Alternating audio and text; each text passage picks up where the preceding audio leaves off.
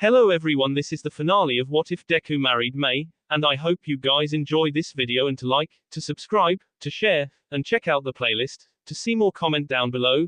Now let's start the intro. They call me a god. They call me a god. They call me a god. Join my membership, the perks are great. It's in the description. Back where we left off, Kendo lead the chase after Yui, who was throwing random stuff at the ground and using her quirk to make them big, something that meant absolutely nothing when Kendo enlarged her fist and threw a punch every time. Get back here, Kodai. Kendo yelled. I want an explanation, and I want it right now. Geez, Kendo's scary when she's mad, Midoriya remarked. Mad? Nah, she's currently upset, Monoma debunked. Trust me, if she was mad, you'd think she was being possessed by a demon or something. Monoma, shut the hell up and find a way to restrain her. Kendo snapped at the guy. The copycat wasted on time scanning his classmates for any potential. Outside of Shiozaki, whose quirk was a type he couldn't copy anyway, he couldn't think of anything, until he looked at Midoriya. Midoriya, can you use your quirk to speed up? I've never really tried it, but it could be worth a shot. Midoriya replied before extending his hand forward. But first, I think 2 Swan Knights would be better than 1. Monoma nodded and smiled before he shook hands with Midoriya, copying his quirk in the process. Then, the guys crouched down and did the first thing they could think of, they channeled Midoriya's quirk on their feet. Not only did it work, giving them small swan wings on the sides of their legs, but it allowed them to zip right past Yui and block her route, stunning her long enough to allow Kendo to snatch the teenager with her enlarged hand. I didn't think that would work, Midoriya said as he shared a high five with the copycat. Let me go, Kendo. Yui demanded as she tried to break free from the giant hand's hold. I got a pair of quirks at my disposal and I'm not afraid to use them. Quirks, plural, Inko asked out loud. At this statement, Yui flinched and smacked herself in her forehead. Me and my big mouth. Explain yourself, Kodai, Kendo demanded as she turned her hand over to face the girl. What were you thinking trying to stab the detective with a pen? How did you even get one in the first place? As if I'd ever tell you what I did, Yui scoffed. I saw her making odd gestures with her hand moments before the attack, Shiozaki explained, getting everyone's attention. The more she made those weird gestures, the more a sharpened pen levitated towards her hand. Which is exactly how my quirk works, Inko blurted. Everyone's attention soon turned to Yui, who looked away with a stern expression.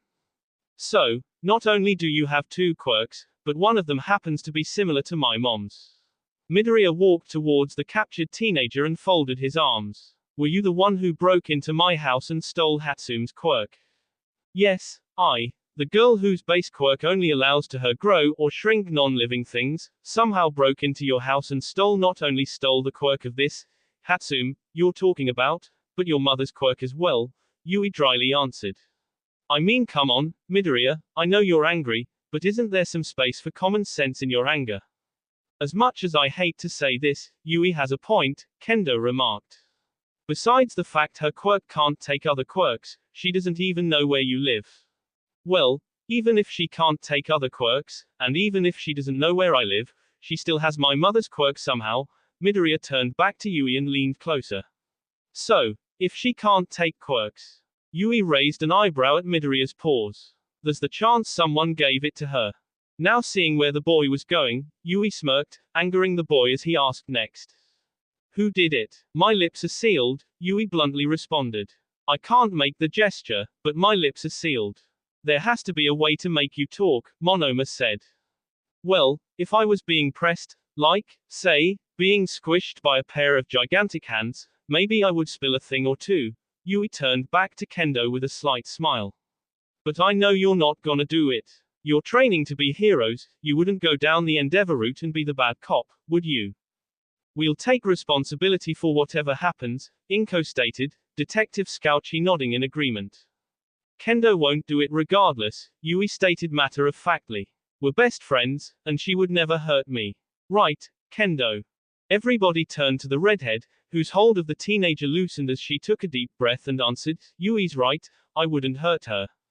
Yui smirked, but just as she did, Kendo turned to Monoma and requested. So, with that in mind, Monoma, copy my quirk and take over for me. I'm not it. Wait, Yui stammered, her smirk turning into a grimace as Monoma walked to Kendo's hand and touched it, copying her quirk. Why, you're not seriously planning to let him hurt me, right? You're kidding, right? Yui, it's true that I would never hurt you, Kendo said, slowly shrinking her hands back to normal as Monoma did the opposite. But that doesn't mean I'm not going to. With his enlarged hand, Monoma grabbed Yui, who peeked out and shook her head. You can't be serious. The situation is serious, Kodai, Kendo responded, Yui flinching at the use of her last name. If there's somebody out there giving and taking quirks as they please, and turning people like you into their pawns, then we need to get as much information as possible. Yui narrowed her eyes, slamming her hand on Monoma's finger. No, I insist, you have to be bluffing. Kendo turned to Monoma, who gave her a look saying he was ready whenever she was ready. Then she turned to the detectives, who told her to be careful, then Midoriya, who did the same, and the rest of her class, who were looking away in preparation. However, upon seeing her classmates, she noticed Tsunotori was talking with someone on her phone. Well, she'd reprimand her for that later. Monoma, press her a little. Monoma obliged, and he squeezed as lightly as he could, causing Yui to groan in pain as she tried to free herself. However, once he stopped, Yui simply laughed. Okay, Kendo, you had your fun, now get me outta here. Kendo narrowed her eyes. Squeeze harder. With slight hesitation, Monoma obliged, and this time, Yui spilled the beans. Okay, I get it, you're being serious, so I'll talk. Yanagi and I met a masked girl on the way here, and she gave us the quirks with the condition that we do something for her. And why did you accept the deal? Inko sternly asked. As soon as we got the quirks, we felt a rush of something, Yui answered, scratching her head. As if we had evolved into something more than human, yet still human, does that make sense? Inko paused and calmly shook her head. What did she even tell you to do? Detective Scouchy asked next. Well, in my case, she asked me to deal with the detective that can see through lies, so I think she wanted me to kill you, Yui answered, lowering her head in shame. And thanks to the rush I was feeling, I didn't even think about it twice.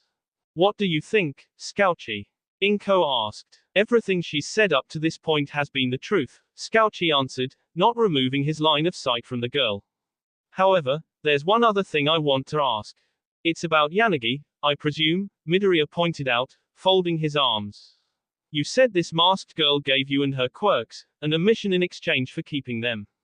What did she ask Yanagi to do?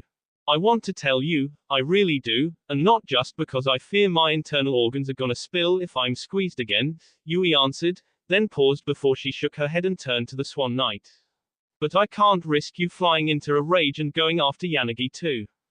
Midoriya raised an eyebrow. What's that supposed to mean? She means, Izuku, Inko said, walking towards her son. That unless you keep your anger under control, she doesn't feel comfortable sharing that information. Keep my anger under control. I'm perfectly fine. The boy snapped back. Besides, she got your quirk, can you blame me for being angry? Izuku, when someone uses their quirk to hurt someone, the one responsible isn't the quirk, but the person, Inko answered back. Kodai here is nothing more than a pawn to the masked quirk giver, just as Kendo described her.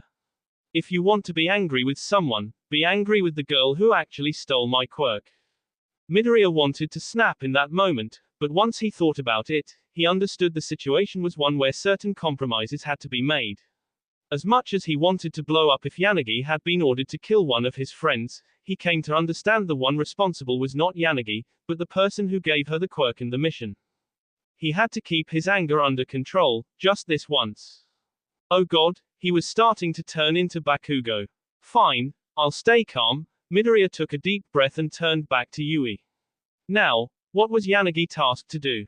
She was given the same mission as me, kill someone in order to keep the quirk, Yui answered, and Midoriya already wanted to blow a fuse.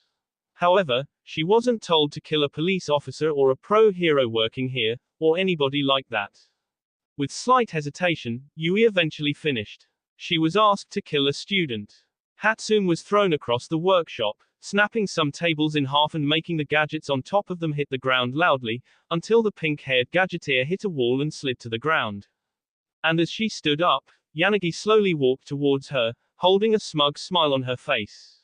"Those eyes," Hatsune remarked, clutching her chest. "I had those same eyes before Stain blinded me. How did you get them?" "You said it yourself," Yanagi replied with a shrug. "You had these same eyes before Stain blinded you, before you lost your quirk." Hatsune, upon connecting the dots, narrowed her eye and raised an eyebrow. "You're the one who stole my quirk." Yanagi focused her eyesight and used her other quirk to raise some gadgets behind Hatsune. "I'm the one who got your quirk, yes, but not the one who took it." Yanagi reeled her arm back and the gadgets followed her motion, with Hatsune ducking just in time to dodge them. The gadgets kept levitating towards Yanagi until she clenched her fists, stopping them inches away from her, before she threw a punch, sending them right back at Hatsune, who jumped out of the way. "So it's true," Hatsune grimaced. "There really is a quirk that can steal other quirks. You surprise me, Hatsune. You're more observant than the girl with the mask said you were." Yanagi narrowed her eyes. "Guess I'll have to update her on that once I'm done with you." Hatsune raised an eyebrow, but before she could wonder what the girl was talking about, Yanagi used her quirk to lift the gadgets around Hatsune and shot them right at her, the girl dodging them before she began running away. Yanagi chased after her, levitating and throwing gadgets all over the place in hopes one of them would hit Hatsune. Even if they didn't kill her, as long as they stunned her or hurt her long enough to make the killing blow a breeze, she considered that a success. Hatsune scanned her surroundings for anything she could use, but everything she found was either incomplete, or currently being used as a projectile by Yanagi. Once she managed to find a gadget she could use, a gauntlet that generated an energy sword when a button was pushed, she swung it around to slice the incoming gadgets in half. "You really should be more careful with those gadgets, you know. They're expensive to make," says the girl throwing them at me. Eventually, Hatsune began backing away as Yanagi approached her, throwing more and more gadgets at her until she tripped, but without hitting the ground. This was because Yanagi grabbed her and lifted her, with the gadgets dropping to the ground and shattering to pieces. "Why are you doing this?" Hatsune snapped, trying to break free. "What do you gain from killing me?" "A permanent upgrade to my effectiveness," Yanagi answered with a shrug.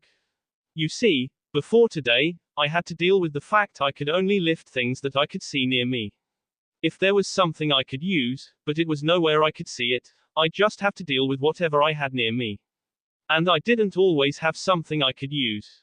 Yanagi seamlessly removed the gadget from Hatsune's hand, making sure to not turn off the energy sword as she continued. "But now, with your quirk, I can look at usable objects from afar. And not only can I look at things from afar, but it also enhances the radius of my quirk. With this combination, my effectiveness as a pro hero is bound to skyrocket. Sure, I will have to train extra hard in order to make sure I can use both quirks effectively, but it's a small price to pay." Yanagi moved the energy sword until its blade was inches away from Hatsune's neck. "Now, any last words, May Hatsune?" The gadgeteer looked at her side, and she smiled. "You know, Yanagi, I feel sorry for you." Yanagi raised an eyebrow. "What are you pulling now, Hatsune? I mean, you think my quirks are awesome because it works fairly well with your own, but you don't seem to realize on big flaw in it," Hatsune smirked. "It forces me to ignore the world around me." Just as Yanagi pondered what this meant, the underside of a pair of boots hit her in the back of the head, knocking her out and freeing the girl, who turned off the energy blade before they fell. The one responsible for the underside soon appeared, revealing himself to be Mineta, who ran up to the pink-haired gadgeteer and hugged her. "Senior. Thanks for the help, Mineta," Hatsune replied, patting the boy's back. "Did you manage to find Power Loader?" "No, but I did find someone who told me where he was," Mineta replied. "He's apparently heading to the top of the building in order to deal with something with the other pro heroes. They're gonna have their work cut out for them, then." The gadgeteer duo turned around and saw Yanagi slowly stand up, blood running down her face as she flashed an audacious grin. This, however, wasn't enough to scare the duo, who asked in unison, "What are you talking about?" As Melissa and her classmates except Yaoyorozu, who had been taken elsewhere, were getting ready to head back home to let the lockdown do its work, she couldn't help but overhear Ida talking with someone on his phone. MHM. I see, then the situation is far more dire than we expected. Try to evacuate Class 1B as soon. Ida, what's going on? The blue-haired boy stopped on his tracks and slowly turned around. Once he did, he found the rest of Class 1A, Melissa in particular, looking at him with concerned expressions. I was talking out loud, wasn't I? He asked as he pocketed his phone. It's nothing we have to worry about. Let's continue heading back home. Sorry, Ida, but I'm afraid we can't do that, Melissa stated sternly, folding her arms. You said the situation was getting dire, and you told whoever you were speaking with to evacuate Class 1B. If I said those things, it's for a good reason, Shield, Ida answered, Melissa flinching at the mention of her last name. Whatever's going on during this lockdown, it's not something we can help with. The most we can do is leave the area and let the police take care of this. Oh, so the police are going to take care of this? Melissa sternly repeated. Like how they took care of that giant villain that caused delays in train schedules. Melissa, Tenko stammered. Or how they took care of Stain when he decided to attack UA. Dude, we know you're angry, but Kirishima said. Or how they took care of waiting until my father had already created an abomination of a gadget that gave them enough reason to arrest him. Shield. What? Melissa's eyes went blank as everybody turned to the source of both the voice and the bells they were hearing right now. It was Shinsu, who walked up to the girl and prepared to snap his fingers. When I snap my fingers, you will calm down, and think about what you're doing before you rush off and do something stupid. As soon as he snapped his fingers, Melissa broke out of her trance state and turned to the guy responsible. Did you just brainwash me or something? You were getting really angry, and I feared that if nobody did anything, you'd end up blowing a hole through the wall or something, Shinsu answered with honesty. Now that you're calm, please, think about the situation before you run off. Is it really the best idea to run headfirst into whatever's going on? Yeah, the new guy's got a point, Melissa, Kaminari remarked, walking to the brainwasher's side. As far as anybody knows, the police and heroes could be taking care of this as we speak. Now that you mention it, I haven't seen Eraserhead or any of the other teachers, Melissa scratched her chin. Where could they be? Perhaps they're with the police, heading to the top of the building. Ida suggested. It would make sense for them to see what's going on. Melissa turned to the bespectacled bluehead and narrowed her eyes. Did your contact tell you about that? Ida flinched, and he adjusted his glasses. Well, no, but. Ida, stop it, Melissa stated sternly. Something weird is going on, if not in UA, then with you.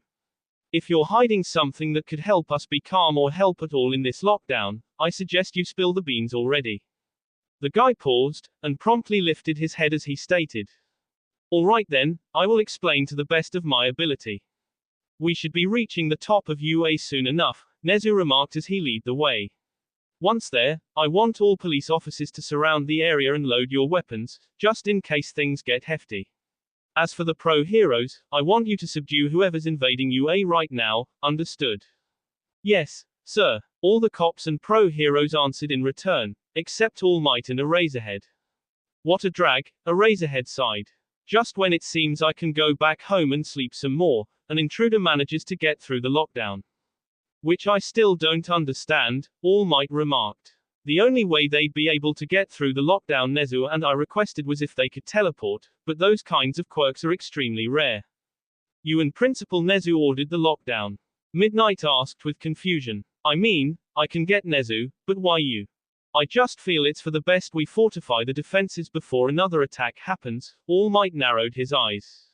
Also just in case something like this happened, in which case. All Might assumed his buff form. We can go all out against the intruder without endangering the young students. Midnight frowned, but decided to keep her concerns to herself as everybody reached the top of UA. Above them was a crystal dome surrounding the building, probably the result of a quirk, and the police officers surrounded the area as the pro heroes searched for any sign of the intruder. Well, look who we have here. The pro heroes looked up, and they saw a black mist portal opening in the sky. From the portal, a small figure jumped out and landed right on the ground, with the portal flying down to her side soon after, and morphing into a humanoid shape. As for the small figure, she had a black bodysuit with red patterns resembling blood, A white mask with the kanji for exchange in it, and very light pink hair, almost looking white as snow. Her left arm had the opera glove-like gadget shown in Mina's introduction to the doctor and his boss, making it quite clear who she was. It's good to see all of you again. Midnight, a razorhead. The figure stood up and shot a look at the number one hero. And All Might too. The number one hero's eyes widened. Young Ashido. That arm. Mina raised her left and looked at it. Pretty neat, huh? I got it as a gift from a friend after they helped me recover from my injuries. God damn it, so the beating you took in the sports festival wasn't enough to get you off our hair. Present Mike snapped, desperately holding back the desire to use his quirk. What do we need to do in order to make you stop messing with us? You'd need to do something that no hero, not even All Might himself, would be willing to do. Mina smirked as the portal humanoid began opening itself wide. So, instead of bothering to explain my weakness to you, I think I'm gonna let my friends here have some fun with you. Before the pro heroes could wonder what the girl was talking about, a group of horrific, mutant creatures came out of the wide portal and rushed at the pro heroes, who got ready to fight just as All Might threw a weak punch, causing a gust of wind hard enough to send the monsters flying back. Mina was unaffected thought, and she soon responded by tackling the number one hero and taking the fight to the skies with him, clashing fists with him. You don't know how much I've been waiting to do this. Several gusts of winds were sent as All Might and Mina constantly clashed fists. Some of the gusts of winds affected the monsters, while others affected the police officers and the pro heroes. What's wrong, All Might? Mina asked with a sadistic tone. Is the number one hero unwilling to get his hands dirty? The pro heroes and police were still baffled as to how could All Might be holding back a lot and still be causing gusts of wind with each punch.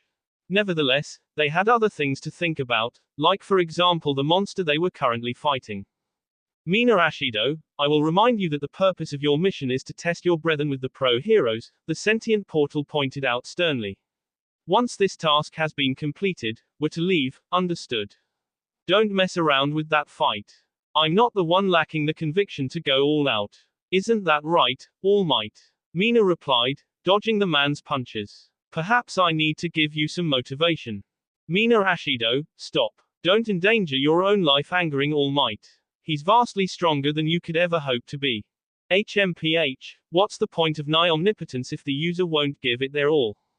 Mina dodged another punch, and she wrapped her arms around All Might's muscular arm as she spoke. Let me be clear with you, Fraud Might, if you don't go all out and make sure I'm dead or something, then those who study under you will be made to suffer. In fact, I can already think of a few particular students I'd like to torture. Wanna hear who they are? All Might flashed a furious glare. Don't anger me, young Ashido. There's the weird teen you adopted so long ago, there's also that guy with the glasses that moves like a robot. Though her mask hid her expression, it was clear as day that Mina was grinning sadistically. And I'm also quite curious as to how much effort it'll need to break one particular girl. What was her name? Oh, right, Melissa Shield. A chill went down Melissa's spine as she turned around and began scanning her surroundings. This quickly caught the concerned attention of his classmates, except Bakugo, who looked confused. Superglasses, is something wrong? Ida asked. Nothing, it's nothing. Now, back to the nonsense you just told me. Melissa folded her arms. You mean to tell me that you, and a student in Class 1B, are actually agents of the Hero Public Safety Commission, who were sent here in order to keep an eye out for potential traitors or upcoming villains among the hero students, which is something the commission does every year. Ida paused, then nodded. And why are you so willing to share this information with me? Because you asked, Ida honestly answered. That, and considering that one traitor has already been found in Mina Ashido, and we're working to find another one, I figured you would ask what was going on sooner or later. You're probably gonna get quite a scolding for telling us all of this, though, right? Kirishima asked, scratching his cheek. Perhaps, but the commission had plans to reveal this information to you anyway, so I don't think it'll be that bad. Ida adjusted his glasses. Anyhow, that's not important right now. Suddenly, the entire building shook. What's going on now? Kaminari growled. Something must be happening upstairs that's causing quite the volatile reaction in here, Ida answered. Which is more reason for us to evacuate. With that said, Ida led the teenagers towards the exit while Melissa looked back at the road leading upstairs. She felt compelled to go there, like really compelled, but alas, she admitted that she probably wouldn't make a difference with All Might and the teachers taking care of things. She just hoped All Might was okay.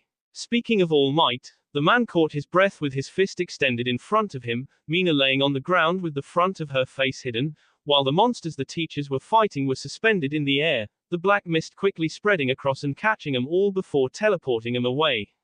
As for All Might's fellow teachers, they managed to stay on the ground, but just barely.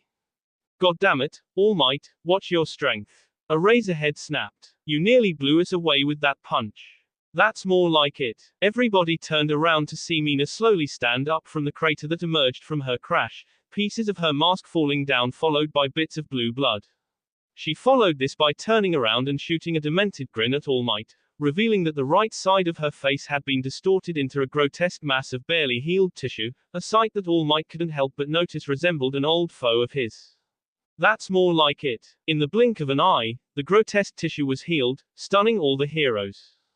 But it's not enough. Kurogiri. The black mass swallowed Mina, and the girl emerged out of a portal right in front of All Might, the man reacting quickly enough to throw another punch at Mina who ducked back. The portal, however, remained, and another portal opened right on the left side of his body, where his fist wound up connecting. The resulting force of the hit not only made All Might spit out blood, but also reverted him back to his true, weakened form, which made him too weak to resist as Mina emerged from the portal again and grabbed him by the throat. For the symbol of peace and justice, you really should be more careful. Mina cackled. Even with the power held by give and take, there was no way I could do anything to you, so I simply made you knock yourself out. Give and take, All Might weakly asked. What are you talking about? Mina's eyes widened. This gauntlet thing I got for a left arm, you don't recognize it. I've never seen that thing before. But the doctor and his boss said you did, why would they lie to me? Mina looked contemplative for a second before she grabbed All Might's bleeding side with her normal hand. No matter, you won't be alive to find out more about it. Mina began using her quirk, or at least she tried. Nothing came out of her hand. Then she looked around and saw a Razorhead glaring at her, his eyes glowing red. Nice going, Mr. Aizawa, Mina smirked. Well, if I can't use acid, I'll just have to kill All Might the old-fashioned way. Mina began gripping All Might's side, causing the man to scream in pain. Once again, Melissa felt a strange feeling that made her stop and turn around. However, this time, she charged her legs with a small percentage of 1-for-all and bolted out of the hallway, the rest of Class 1A trying to keep their balance from the resulting gust of wind. Great, she's rushing into things again, Bakugo sighed. Glasses, lead the rest of the extras out of here. I'll go see what's up with Super Glasses. With all due respect, get a move on, Glasses. With that said, Bakugo chased after the bolting Melissa, and Ida took a deep breath and turned back to the rest of his classmates. Everybody, to the exit. A golden blur flew past the students of Class 1B and the detectives, with only Midoriya catching a glimpse as to who the bolt was.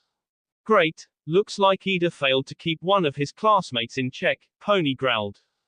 That definitely was Melissa just now, Midoriya remarked. But where could she be heading?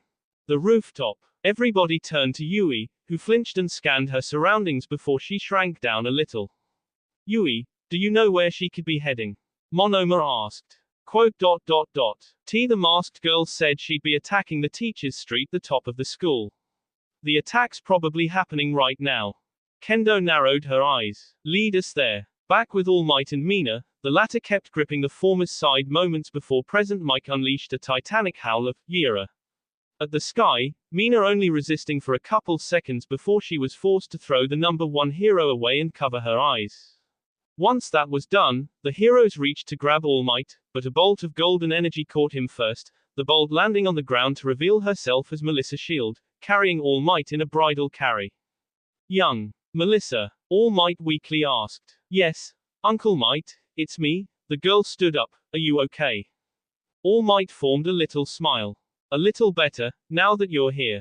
Melissa. Midoriya entered the area with Monoma, Kendo, Shiozaki, and Pony by his side. His entrance caught the attention of everyone, especially Mina, who looked dumbfounded at him before flashing a knowing grin, angering him. Ashido, he snapped. It's nice to see you too, Midoriya. Mina folded her arms. And you seem to have brought some friends, like Monoma, Kendo, Yui. The pink girl hesitated and flew slightly back once she noticed the next student. Shiozaki. The vine-haired girl inserted her vines on her arm and got ready to use them, all while glaring at the floating acidic girl. Her attention, however, was caught by something else, the sound of Monoma's hand shrinking and Yui falling to the ground, freed from her enlarged imprisonment. Oh no, come on. Monoma complained, trying to use Kendo's quirk again. It can't have been 5 minutes already. Monoma, quick, copy my quirk before Yui runs away. Before Yui could run far, though, a trio of lights burst from the ground in front of her, causing her to fall on her butt. The lights soon stopped once they were several feet in the air, revealing themselves to be Mineta and Hatsune with the branded boots uppercutting a Yanagi before they separated. Yanagi hit the ground face first, while Mineta and Hatsune managed to land safely on the ground. Hi everybody, Hatsune chirped. What did we miss? Oh great, they're here too, Power Loader grimaced. What are you all doing here? Vlad King snapped. Evacuate the premises, right now. The other courses and most of our classmates have already evacuated, Vlad King, Kendo replied. But some of us, including me, needed to stay here to see how did Yui and Yanagi get their additional quirks. Vlad King's eyes widened. Kodai and Yanagi had secondary quirks. How? Eraserhead looked up at Mina. I think I may have an idea how. And your guess would be correct, Mina smirked. I have to admit, I expected them to show a little resistance to it. You know, try and prove that they were better than this. But alas, they proved themselves to be nothing more than fakers in the end. Mina eyed Yui. And speaking of fakers, the raven-haired girl flinched and tried to run away, only for Kurogiri to appear in front of her and teleport her right to Mina, who grabbed her neck and lifted her off the ground. What did I tell you about betraying me, Kodai? They were going to crush my insides if I didn't comply. Yui exclaimed. Please, you have to understand. I perfectly understand. I gave you a quirk in exchange for a mission, and not only did you fail that mission, but you also betrayed me. Mina shook her head. I gave you my trust, and you stabbed me in the back in the end. This isn't something I can just forgive, Kodai, you have to be punished. Yui kept trying to break free from the monster's grasp. What are you going to do to me? Mina smirked and looked at Kendo as she raised her opera glove gadget, and pressed its fingertips on Yui's forehead. The gauntlet unleashed black and red electricity as Yui screamed in agony, her eyes turning completely blank as this kept going. As soon as she finished and released Yui, the teenager dropped to the ground and rolled over Kendo with a kick from the acidic girl. What did you do to her? Kendo yelled, clutching Yui's unconscious body. Relax, I simply knocked her out, although once she wakes up, I'm sure she'll wish I had killed her instead. Mina glanced at Midoriya with a smug smile. After all, being quirkless is quite the living hell, isn't it? Midoriya's eyes widened, quickly connecting the dots of Mina's message as Kurogiri teleported her right behind Kendo, who she placed on a choke hold before she pressed her gauntlet's fingertips on her forehead. Barely a couple seconds passed before Kendo was freed, feeling slightly more invigorated. Refreshed. Whatever she was feeling was positive, that was certain. There, you got Yui's quirk now, Mina explained, earning a furious glare from the redhead as she put Yui back on the ground. You don't need to thank me for the gift, it was the least I could since you're friend. Suddenly, Kendo enlarged her hand, grabbed Mina with it, and then began slamming her on the ground repeatedly and creating craters by her side. She did this a couple of times before she finished by flattening Mina against a crater, the pink girl groaning in pain as she stood up. Okay, clearly, Mina hissed as she lifted her head. Someone doesn't know gratitude. However, once she lifted her head, the primordial fear she once felt returned as she saw Kendo, with both her hands increased to their biggest size and clenched together, and a glare with the same intent to make her pay as Midoriya and Shiozaki's. Kurogiri. The black mass swallowed Mina, and backed away before Kendo slammed her fists on the ground, causing it to shake as cracks spread all over the spot. She then shrunk her hands back to normal, and focused on the unconscious Yui as Mina came out of a portal far away from the redhead, and dusted herself. Where did she land, though? Right next to Yanagi and Mineta, the latter who was quickly punted away into the teachers. Okay, regardless of your ingratitude, something else needs to be addressed. Yanagi also failed her mission, Mina sighed and turned to the silver-haired teenager. However, since she didn't betray me, her punishment doesn't need to be as severe. Mina did to Yanagi what she did with Yui, only without the lighting and screams of agony. Once finished, she turned to Hatsume and jabbed her forehead, transferring the quirk she just took to her. There's your quirk back, Hatsume. I hope you understand I'm only giving it back to you because I have no more use for it. Hatsume checked herself, and smiled once she realized her balance was back to normal. Then she looked at who had given her her quirk back, and she narrowed her eyes. Now, that only leaves one more quirk in give and take, attractive gesture, Mina remarked, holding back a chuckle. And I just have to say, what the hell's up with that name? I know the user can name their quirk whatever they want, but come on, that sounds less like a quirk and more like. Finally tired of Mina's nonsense, Hatsume grabbed the girl's mechanical eye and ripped it clean off, pink sparks of electricity popping out of the object as Mina reeled back and howled in pain. Sorry about that, but you were talking a little bit too much for my comfort, Hatsume responded as the pink girl shot a glare at her. Besides, you know what they say. Hatsume crushed the eye with her bare hands. An eye for an eye. Mina clenched her normal fist and punched Hatsume right in the face, sending her flying straight into Midoriya's arms. Hatsume, are you alright? Yeah, I'm a little bit better now, Hatsume rubbed her head. I'm kinda surprised you didn't burst the workshop's door open earlier. Yanagi was attacking me and I didn't even feel you show up. I didn't sense anything. Midoriya's eyes widened. Wait, Hatsume, where's the feather I gave you? The gadgeteer checked her hair, and grimaced. I don't have it. Are you looking for this? The duo turned around and saw Mina holding a very familiar white feather on her fingers, holding a smug grin as she clutched it with her hand, and used her quirk to melt it into nothing. And when Midoriya gently put Hatsume on the ground and bolted for Mina, Kurogiri appeared in front of him and teleported him right back to Hatsume's side. Sorry that I had to take away your girlfriend's little protection feather, but I need you to understand, Mina shook her head. Yanagi would have had no chance to kill Hatsume if you were there to shove your nose where you're not wanted. Ashido, Midoriya yelled, his eyes flashing orange. Well, anyway, there's still the matter of the other quirk I have yet to give, Mina looked at give and take. I could always just keep the quirk for myself and wait until another test subject drops by, though. Don't wanna risk failing to follow quirk synergy, after all. Melissa and All Might raised an eyebrow. Quirk synergy. Quirk synergy is a theory that plants that certain quirks work together seamlessly, minimizing the risk of the user's body growing unstable due to too many quirks. For example, quirks that can grow and shrink things can exist within the same body without risk. Kendo took a step back and narrowed her eyes. Of course, the more different the quirks, and the more there are, the bigger the risk that the body won't be able to take it anyway, Mina shrugged. So, I'm only going to focus on adding one extra quirk to a person's body, and then experiment with adding 2 quirks until. Just piss off already. It was then that everybody turned around and saw some Class 1A students had arrived, no doubt giving Eraserhead a massive headache. These students were Uraraka, Kaminari, Kirishima, and the one who said the statement, Bakugo. Listen up, Pinky, your time to be a pain in everyone's ass is over. You had your chance, you had your fun, but now it's time for you to move on, and rot in a prison's cell right where you belong. Is it me, or did Bakugo just rhyme? Kaminari asked, causing Kirishima to shush him. I can't just leave now that I have this power, dear brother, Mina smirked. I need to show all of you the benefits of quirk synergy, and the inevitable next step of humanity. Shut up, Bakugo demanded. Whatever this, quirk synergy, and next step of humanity, bullshit you want to talk about is, nobody gives a shit. So, give back the quirks you stole to their rightful owners, shove your head up your ass, and fuck off. A pregnant silence followed as Mina's smile turned into an exasperated frown. She then rubbed her forehead, and took a deep breath before she spoke again.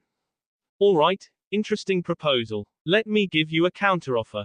Mina used Kurogiri to teleport in front of Bakugo, whose shocked reaction stunned him as Mina clenched her fist and yelled. How about you piss off and die?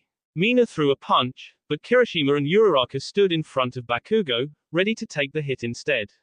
Mina wobbled as she saw her fist was heading straight for Kirishima, and spun around until she got a clear shot at Uraraka, who she attacked with an acid-covered punch right to the face, causing her to fall and scream in pain. What the hell do you think you're doing, Kirishima? The acidic girl snapped. That punch was meant for Bakugo, not you. If you want to hurt Bakugo, you'll have to hurt me too. Kirishima snapped, baring his fangs. This has gone on for long enough, Mina. Before Mina could retort, an explosion was unleashed right in her face, sending her flying back to the center of the top. The one who unleashed the explosion, Bakugo, held his steaming palm forward for a moment before he crouched down and checked on Uraraka. Uraraka, are you okay? The girl groaned and stood up, covering the spot Mina had struck. I think so, but I don't think words are going to work for her anymore. No, they're not, Kirishima sadly corroborated. I didn't see her eyes for long, but the small bit I saw made it clear to me that Mina's gone off the deep end. She's not going to stop until she finishes what she's here for, which is either trick people into joining her with extra quirks, or kill us all. Kirishima, Uraraka remarked with sympathy. Just then, an orange pillar of light emerged from Midoriya's spot, and once it dispersed, it revealed Midoriya had accessed his transformed state, only it didn't destroy the top of his uniform this time. Well, for the most part, the back half of the uniform got destroyed when he spread his wings. Well, this is interesting, Mina scoffed. What's this form supposed to be? Mina suddenly felt herself be paralyzed in place by Midoriya's glare, which had the same intent as the one in the sports festival, only this time, it was double the determination to beat her. Without uttering a single word, Midoriya spread his wings, and flew forward. Back where we left off, Midoriya rushed straight for Mina as the dumbfounded teenager looked at him, standing frozen even as Midoriya threw a swan wing-enhanced punch, sending her crashing into the ground. I'm sick and tired of you coming out of nowhere and turning everything into shit. Well crap, Deku just swore, Bakugo remarked. If that doesn't prove things are getting intense, I don't know what will. Guess he learned a thing or two from you, huh? Hatsume quipped. While some people turned to look at Hatsume, Melissa and All Might looked at Midoriya as the boy took a series of heavy breaths, baring his teeth and clenching his shaking fists. This rage is unbelievable. I mean, I'd expect this from someone like me, but only during an episode of pure rage. Melissa grimaced. This anger feels like it's been building up for a long while. When I first met young Midoriya, he asked me what I thought about quirkless people. And considering his quirk activated only recently, he probably spent most of his life thinking he was quirkless. All Might's eyes widened. And knowing what it feels to live quirkless myself, this can only be one thing. Deku has unleashed the anger he's been bottling up for years, Bakugo remarked in a horrified realization. The anger of being demeaned and bullied because everyone thought he was quirkless. Shiozaki and Kendo's eyes widened, but they said nothing. It was quite clear to them they were seeing years of repressed anger running loose. Mina Ashido, this is officially done. Kurogiri exclaimed. I'll take you back to headquarters right now. Hold your horses, Kurogiri. Mina exclaimed as she stood up and dusted herself. This is something he just pulled off his butt. I'll take care of it, no problem. Kurogiri shook his head. Your arrogance is only matched by my master's. Mina got ready to strike back at Midoriya's incoming attack, but just as he got close, a bolt of yellow lighting ran up to her and punched her right in the face, yelling, smash. As the hit connected, the resulting force sent Mina all the way beyond the boundary of the top of the tower, with only Kurogiri's timely intervention stopping her from plummeting to her doom. The flash soon revealed herself to be Melissa, yellow lighting cackling across her body as she held a serious expression. Melissa, the boy asked as he landed on the ground, his wings not dispatting afterwards. What are you doing? Midoriya, do you remember what I said when we first met?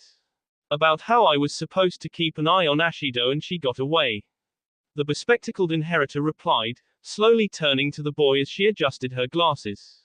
Well, if you're gonna give her the beating she deserves, let me have a piece of it, too. Melissa, you don't have to do this. It's my fault for not noticing earlier the kind of monster she was. Midoriya, please, let me correct my mistake. The boy thought about it for a moment, then nodded and shook hands with Melissa, exchanging smiles as they turned around, and spotted Hatsume looking at him, excitedly waiting for the upcoming beating. Don't worry, Hatsume, I'm only gonna steal him from you for a second. Melissa shouted. Don't worry about me. Hatsume flashed a thumbs up. Just kick her ass. Melissa returned the thumbs up as Midoriya laughed a little, and shortly after, the duo crouched and bolted straight for Mina, who dodged Midoriya's swan punch only to be hit by Melissa's smash instead, sending her rolling straight for the teachers, with All Might held in Midnight's arms.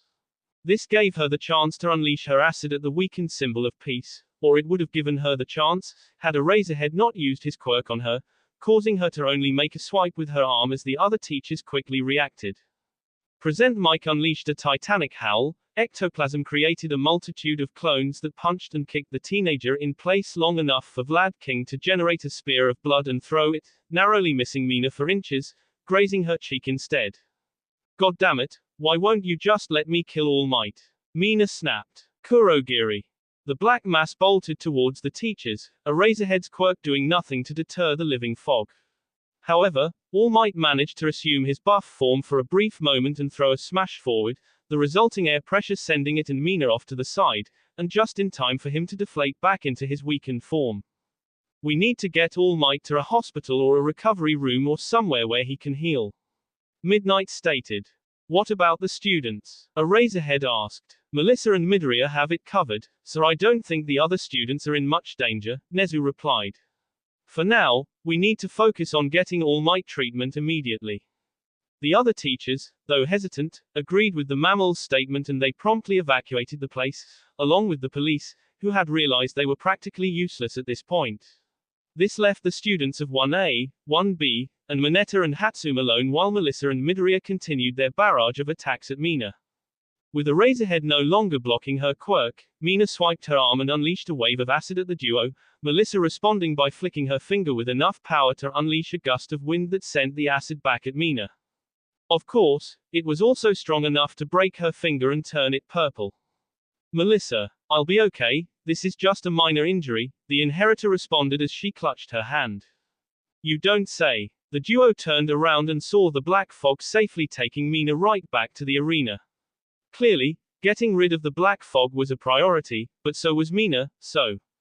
A quirk so strong that even using little bits of it can destroy your whole body, Mina smirked as she touched her arm with give and take. Sounds like a little regenerator's power is a must. Mina Ashido, what are you thinking? Kurogiri snapped. Mina didn't even bother answering, she just lunged forward and hit Melissa's forehead with her fingertips. They glowed for a moment before Midoriya separated the duo with a kick and checked on Melissa. However, something that immediately caught his attention was her finger. It was no longer purple, and in fact, it looked perfectly healthy and stable. Melissa, your finger's fine now. Midoriya raised an eyebrow. But how? Melissa grabbed her head and groaned. I don't know, but I'm feeling a strange energy or something that's making my head dizzy. It must be an extra quirk. Kendo exclaimed, getting everyone's attention. Yui said that she and Yanagi felt a surge of energy when they got additional quirks. This is probably something similar. Indeed it should be, but it seems her body can't take it. Mina shrugged and shook her head. Guess that's to be expected from a mere quirkless girl. Melissa winced and Midoriya got ready to attack the pink girl, until Kendo jumped out of nowhere and sent her flying with a giant fist. Midoriya, help Melissa recover faster. Kendo ordered as she shrank her fist. The rest of us will deal with Mina and the black fog. I suggest you focus mostly on Mina, though, Kurogiri spoke, getting everyone's attention. I assure you, the beating you give her will be most cathartic compared to whatever you do to me. Kendo raised an eyebrow. You're not going to defend her. She has done way too many audacious, counterproductive things this day alone. Kurogiri shook his head. She had so much promise, and yet she threw it all away the instant she decided to screw around. Screw around. Mina snapped as she dusted herself. I'll let you know that if you're talking about the regeneration giveaway, there was a reason for that. And what's that reason? Melissa exclaimed. It's simple, I don't want to get you on my side, you've made it clear that's impossible, Mina smirked. I just want you to see the kind of power quirk synergy can allow. After all, a quirk that destroys your body and a quirk that heals you are like yin and yang. Opposite, but complementary, Melissa finished, narrowing her eyes. For crying out loud, I already told you to shut up. Bakugo was next to suddenly appear to Mina, throwing a couple of explosions right at her face. This sent her a couple of feet back, but didn't do much beyond that. So Bakugo and Kendo exchanged looks, and nodded before they gestured the rest of their classmates to join. The beating had begun. Shiozaki started everyone off by planting her hair on the ground, then spreading it until it landed right behind Mina, capturing and keeping the pink girl in place. This was followed by Kaminari shooting a great load of electricity through the vines, electrocuting Mina as she was promptly assaulted by Bakugo's explosions, Kendo's giant fists, Monoma's copies of explosions using Kendo's giant fists, and finally a bum rush by Kirishima. However, at the last attack, Mina snapped herself free from the vines and headbutted Kirishima to a standstill. Even you, Kirishima, Mina snapped, sounding distressed. We're childhood friends. You should be on my side. You should be helping me. I am. The guy gritted his teeth and hardened his fist. I'm helping you realize how far you've fallen. Kirishima threw a hardened punch at Mina right in the face, sending her rolling and crashing off to the side. However, it wasn't long before she got back up, screaming bloody murder as she bolted for Kirishima. Before she could reach him, however, Pony stood in front of him and took out her horns, an identical pair popping out as Pony made her held horns straight, and a blade made of energy came out of their hollow ends. Stand back, everyone, Pony stated. I'll handle her now. Since when can she do that? Kirishima asked, earning shrugs from the 1B students. What followed was a very quick beatdown of Mina being constantly slashed by Pony's energy swords, which got so fast that they even interrupted Mina's own attacks and brought her to her knees, a sight that pleased Kurogiri. Then, Pony swung her sword one more time before proclaiming, by the Hero Public Safety Commission, I order you to surrender. Great, another agent, Melissa groaned, rubbing her forehead. Hey, you think just telling me to give up will be enough? Come on now, Mina eyed Pony. By the way, nice horns. Are you compensating for something? Tsunotori smiled. Maybe, but at least I still have my horns. Mina raised an eyebrow at the statement before she felt a subtle hesitation, followed by blood running down the sides of her face. Then she glanced at something that fell at Pony's side, something that had a peculiar horn-like shape. It was her horns were laying on the ground. Pony swung her blades again, probably to try stun Mina, but the acidic girl used all her strength to back away and stand her ground, though her shivering legs made it clear she was nearing her limit. The shivering only intensified when Mina scanned her surroundings and found herself trapped, with almost a dozen teenagers ready to beat her up and make her pay for what she had done to them. The only exception were Melissa and Uraraka, who were both resting on the ground. The latter, in fact, was completely unguarded, and her quirk wouldn't manage to hurt Mina until she got close. The pink girl smirked and cartwheeled straight for Uraraka, dodging an array of attacks from the combined force of 1A and 1B. And once she got close enough, Mina swung give and take forward and pressed its fingertips on Uraraka's forehead, a brief glow indicating the successful transfer of a quirk. What just happened? Uraraka asked as she felt strange. What's this feeling? Oh shit, Kendo remarked. Oh shit indeed, Bakugo grimaced. Make this gesture towards an object, Mina said, demonstrating a familiar gesture. Like, for example, one of my horns over there. Uraraka and Mina turned to look at the bleeding horns, and Uraraka made the gesture at one just as Pony began to hack them to pieces.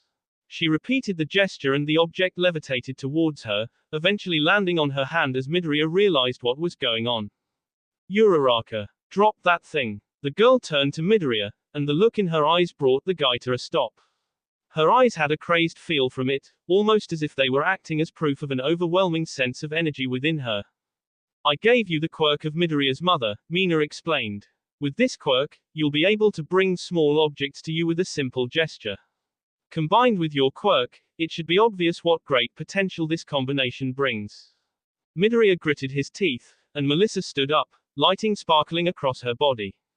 The quirk is all yours, Uraraka, Mina smirked. You just have to attack Midoriya with the horn, and help me hold back the other assholes until Kurogiri decides to cooperate.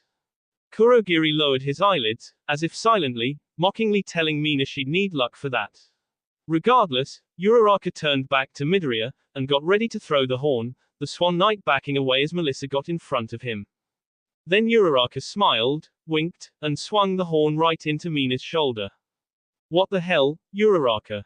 The acidic girl snapped. Sorry, Ashido, Uraraka said, her tone making it very clear she didn't mean the apology at all.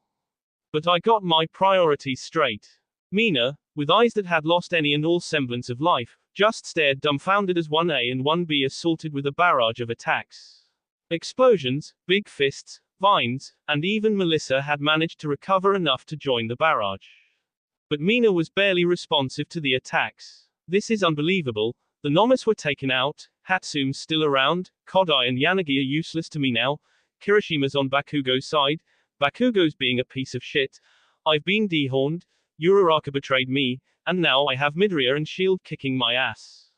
Mina crashed on the ground, and she just laid there, her eyes having lost their light as she saw Melissa and Midoriya plummeting towards them, holding their fists together.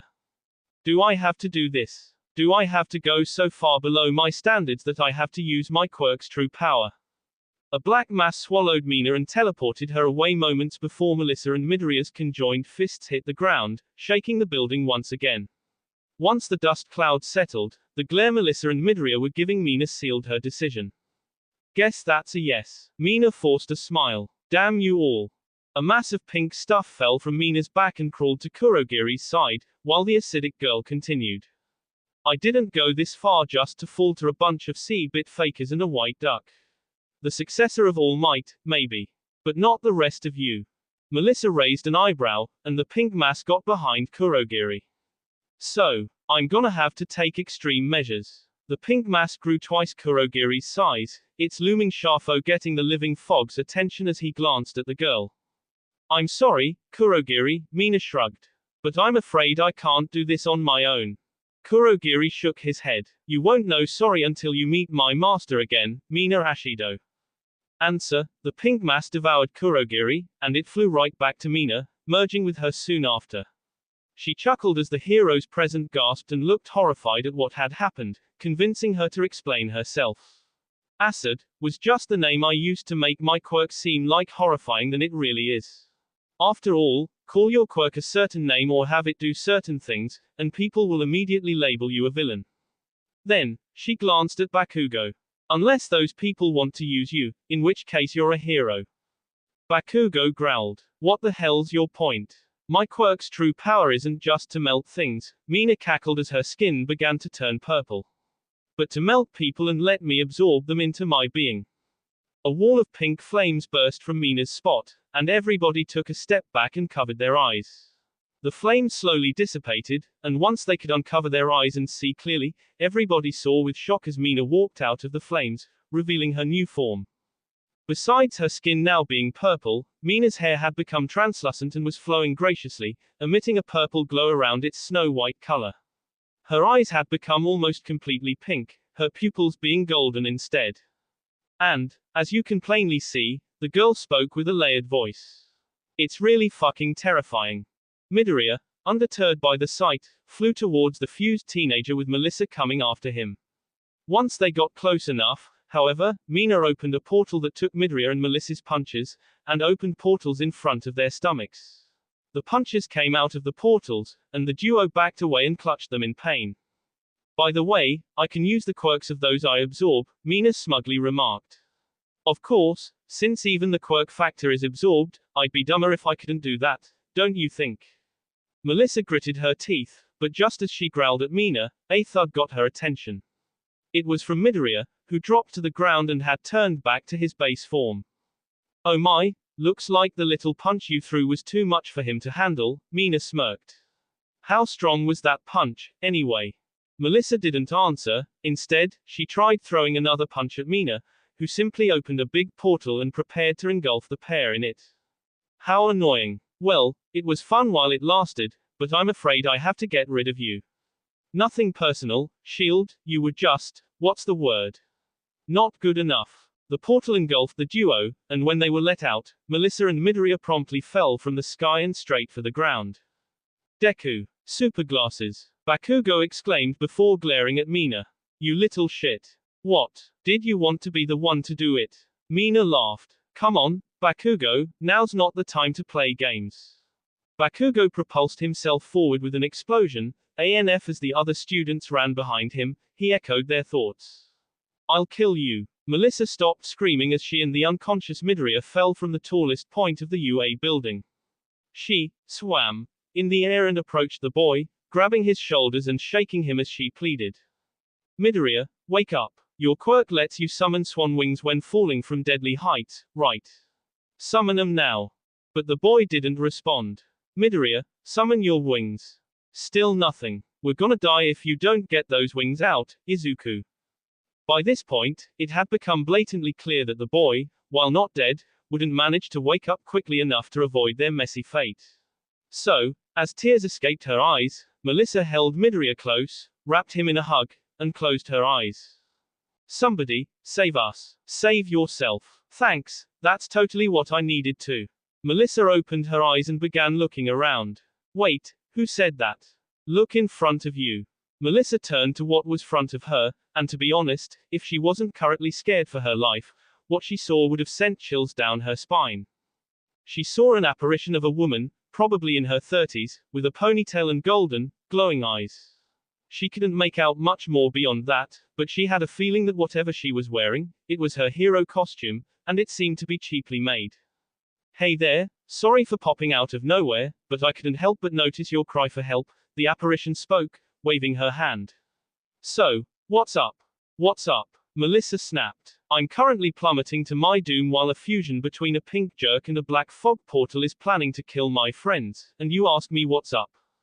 Hey, I've been dormant within your quirk this entire time, I only recently woke up, the apparition replied. However, I will admit that asking you what's up is kinda stupid, you clearly are in need of my help. Dormant. Within my quirk. As in, you're part of One for All. Melissa rubbed her head with her free hand. What the hell's going on? I'll tell you later, but for now, I'll let you borrow my quirk just this once. But after this showcase, you're gonna have to unlock it on your own. The apparition dissipated into light, and just as Melissa pondered whatever she was talking about, she felt herself lighter. As if her descent towards the ground had suddenly been brought to a halt. Then she looked down, and saw that she was hovering in place in the middle of the air, mere inches away from the ground. Not only that, but by simple thoughts, she managed to move around the place, even getting to move slightly upwards. Eventually, the apparition reappeared right by her side. Pretty cool, huh? You bet. Melissa tilted her head. What am I even doing? You're still too young to get the full story, the apparition replied. Maybe, when you manage to grow a little stronger, we can tell you what's going on. Melissa turned to the apparition. You mean you're not the only one inside One for All? The apparition shook her head as 7 other apparitions appeared, one which looked surprisingly similar to All Might's weakened form. We're the vestiges that live inside One for All. For generations, we've held the power of One for All too. Yeah, interesting history lesson and all, but there's a psychopath trying to kill my friends, and she's already incapacitated Uncle Might. All Might was incapacitated, the apparition exclaimed. How did that even happen? According to the psycho, she tricked him into hitting his body injury with his own punch. Of course it was self-inflicted, one of the vestiges spoke. All Might was always all brawn and no brains. It was only a matter of time before his immense strength was turned against him. That's besides the point, the apparition stated. The situation has to be really bad if All Might was taken out. It's clear that we have no choice. Melissa raised an eyebrow. What are you going to do? We'll give you access to all of our quirks, the apparition responded. And with the stockpiling aspect of One for All empowering those quirks further, you should have enough strength to defeat this psycho once and for all. Melissa dropped Midoriya in disbelief, and before she could protest the baffling statement, the vestiges turned into energy spheres and entered Melissa's body. The electricity around the bespectacled inheritor intensified until she gained a golden aura, and she opened her eyes to reveal glowing, golden pupils. A massive purple explosion happened and Bakugo, as well as the other students, fell down and rolled on the ground until they stopped, the explosion soon vanishing to reveal Mina floating in place with a sadistic smirk. Damn it! Bakugo hissed, trying to create explosions from his palm, but only being able to create firecrackers from the pain. Damn you! Impressive vocabulary, dear brother, Mina scoffed as she aimed give and take at the group. But now, I've grown tired of your refusal to use your quirks to their utmost potential. So I think I'm gonna take them and break their limits. Wind pressure. An intense gust of wind was shot, sending Mina flying away as Melissa entered the arena, carrying Midoriya in a bridal carry. Notably, however, her appearance had changed, her hair was flowing seamlessly, and a golden aura bathed her as she floated in place. She can fly, the students exclaimed in disbelief. You can fly, Mina snapped. What is this bullshit? Not bullshit, just a little extra something I could do all along. Melissa answered proudly as she floated to the ground.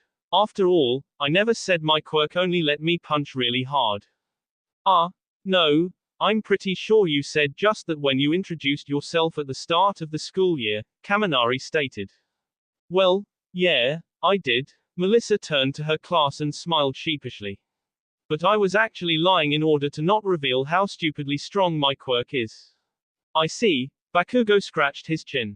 It's like how I only make big explosions in order to not make myself look so much better than the extras. And your personality compensates for that, I presume. Hatsune quipped.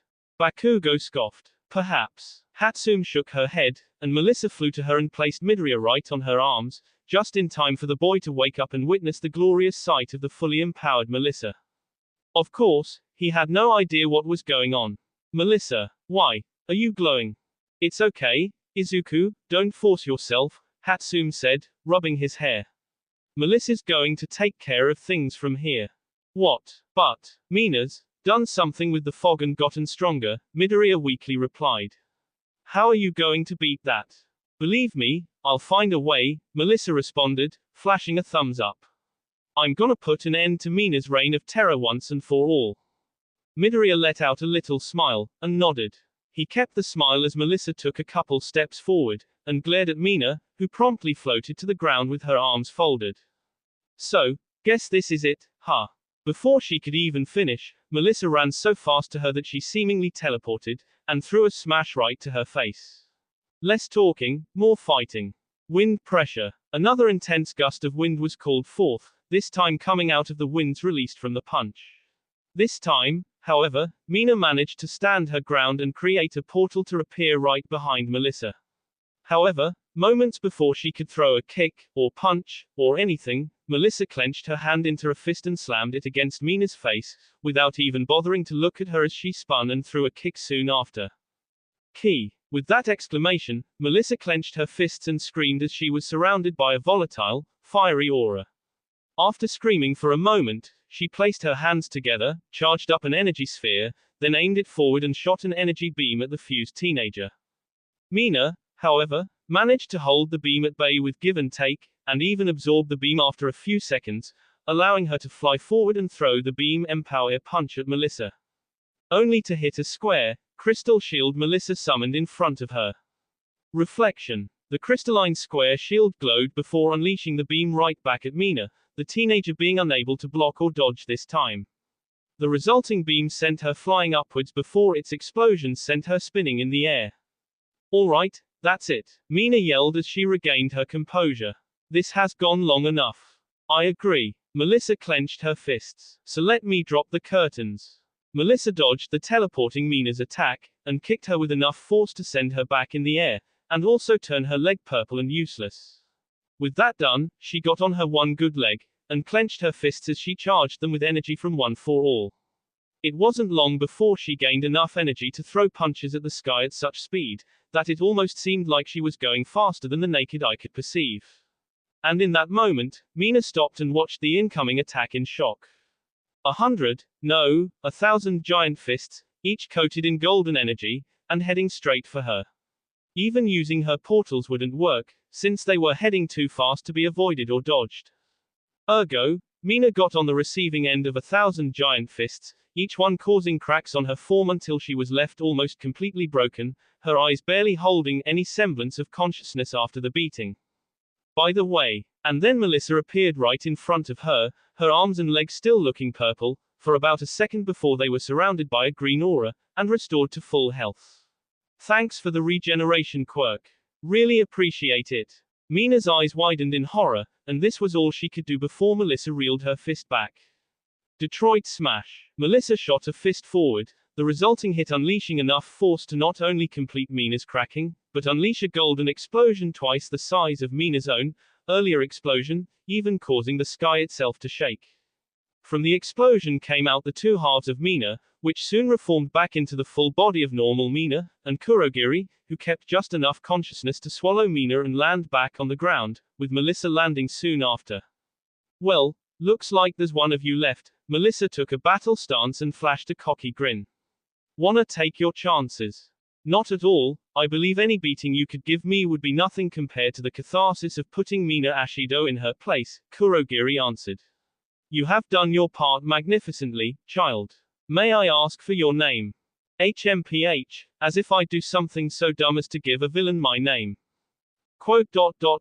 I see. Then it is true you're smarter than you seem, Melissa Shield, Kurogiri spoke, sending a chill down Melissa's spine. Very well, you have done your part, and now it's our turn to deal with Mina. With that said, I bid you farewell. Wait. But it was too late. Kurogiri had turned into a portal and teleported himself out of the place, with Melissa's powered state disappearing soon after. Dang it, One for All's empowerment finished too quickly. Melissa thought, looking at her hands. If I had just a couple seconds more I could have captured that guy. I didn't even get to ask that thing what it was all about. Why would he ask my name if he already knew what it was? So strange. Hey, superglasses. Melissa winced and turned around, seeing Bakugo gesturing at her. If you're done kicking ass, we need you to help us. And trust me, it hurts me a lot to say that. Melissa nodded and clenched her fist. Well, at least Mina's been dealt with.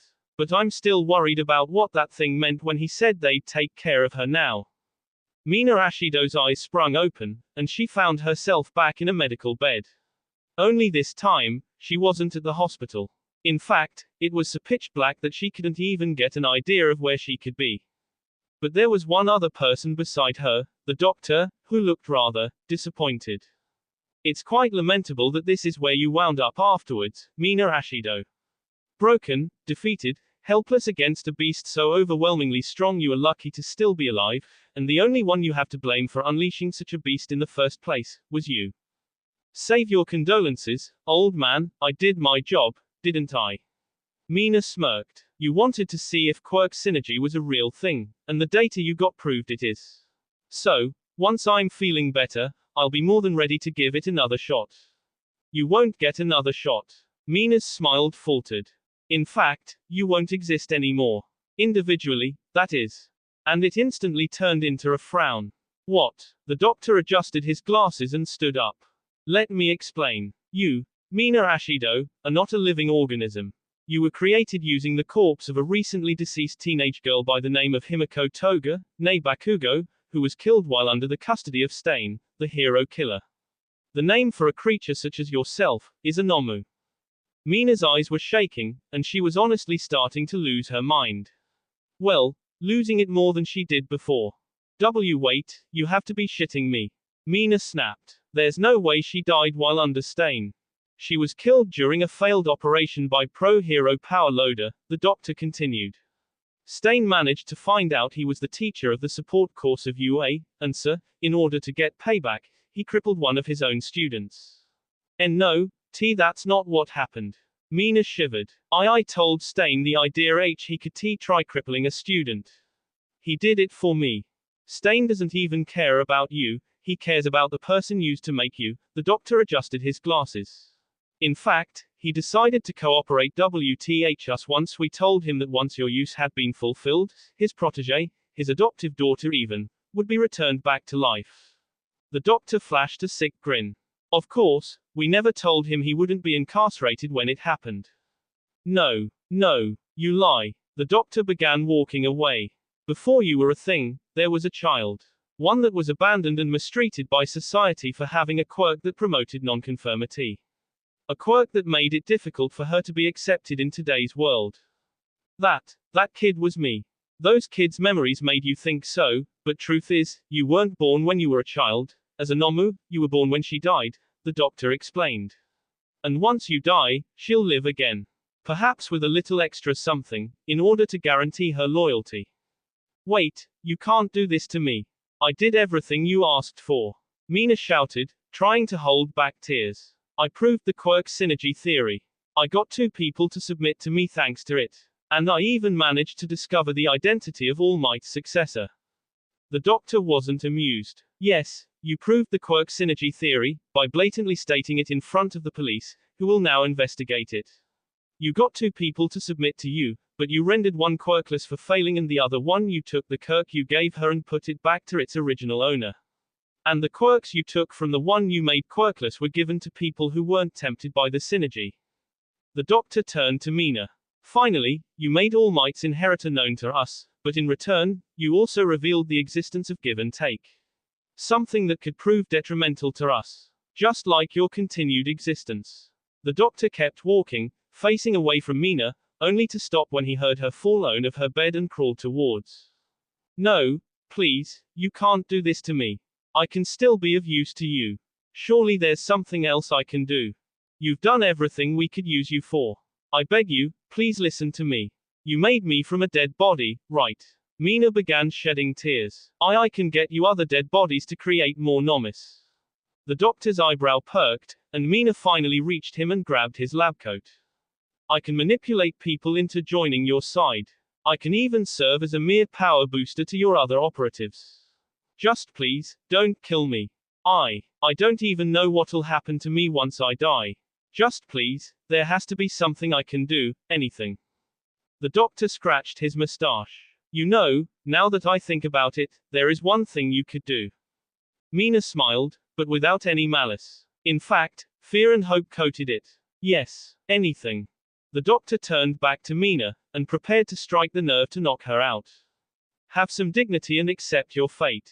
Smack. Asterisk.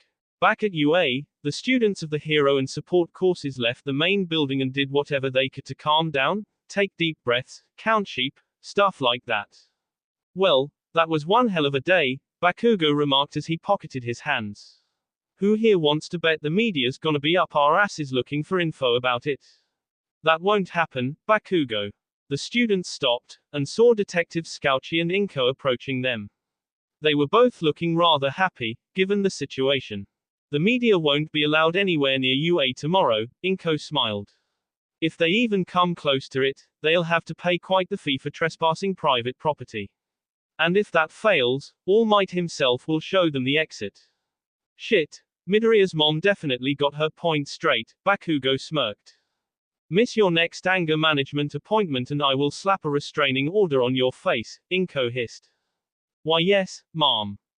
Mom, I kinda found your quirk, Midoriya spoke, taking a step forward.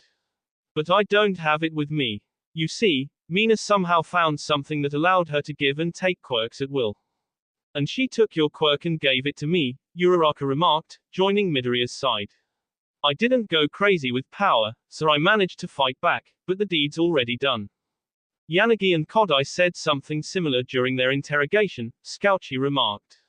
They said they were given a second quirk, and the resulting surge of power made them willing to work with Mina in order to keep the quirks. God damn it, even when we arrested her, she still found a way to screw everything up. Inko sighed and shook her head. How long until she attacks again? I don't know, but I don't think freaking out about it will help. Midoriya took a deep breath. I'm so sorry, Mom. Oh, Izuku, it's okay, really. I didn't use my quirk often anyway. Inko chuckled. I'm curious though, did anybody else gain and kept a second quirk? Kendo wasted no time walking to Midoriya's side. Well, we're gonna need to ask you some questions, but it'll just be info about your second quirks and the energy you felt when you got it, Scouchy stated. The rest of you are free to go. Kendo and Uraraka bid farewell to the group, and the groups hesitantly separated, Midoriya and Melissa taking a moment to see the girls leave with the detectives before they joined the group. So, Kirishima, are you holding up well? Kaminari asked. I mean, your best friend just nearly killed us all, and now she's off to who knows where. Kirishima lowered his head and frowned, but just as Bakugo turned to look at him, he raised his head and smiled. I'm fine, guys, really. Sure, it'll take time for me to accept Mina's a villain now, but I'll manage. Bakugo lowered his eyelids and kept quiet the rest of the way. As for the Class 1B students, Midoriya approached Pony, who promptly snapped a look at him, making everybody else stand back as she growled. Listen, I may have revealed my real nature, but I'd rather not be treated any differently than before, okay? Pony folded her arms. What happened in the lockdown, stays in the lockdown, capiche? I don't know what that means, but sure, Midoriya answered with a nervous smile. Good, in that case, Pony's eyes widened and her voice gained a pitch or two. Let's do our best tomorrow, Kay. Before her classmates could answer, Pony got on all fours and trotted away, leaving the befuddled teenagers behind. Well, with that out of the way, there's something I'd like to say, too. Shiozaki turned to Midoriya, and bowed. I give you my sincerest apologies. Midoriya took a step back, straight to Melissa's side. F for what? Back when the school year first started, I snapped at you and said some things I shouldn't have. Shiozaki frowned. I told you how you didn't know what struggle felt like, in my anger for nearly being rock bottom at the test. She did say something like that, huh? Monoma asked. There was some gossip about that the day after. I never apologized for that statement, even after I saw you struggle, and even after I got the full story of what happened that unlocked your quirk. Shiozaki bowed again. So, I once again ask for your forgiveness, Midoriya. It's okay, Shiozaki, I accept your apology. Midoriya snapped his fingers. But there's one thing I want to ask you. Yes, you showed signs of anger during your match with Mina. Shiozaki lowered her head knowingly. I want to help you, if you'd let me. Quote. How? I don't know, but once I find a way, I'll do everything in my power to help you.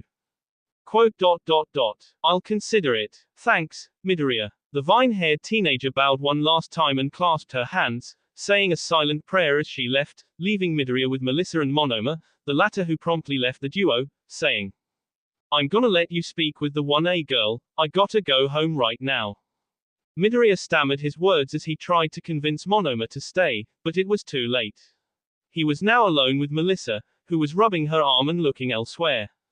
Yo, Izuku. Melissa. Oh thank all might, a third wheel. Minetta's gonna go straight home, so I decided to join you guys. Hatsune chirped as she walked her and wrapped her arm around Midoriya's shoulder. So, what did I miss?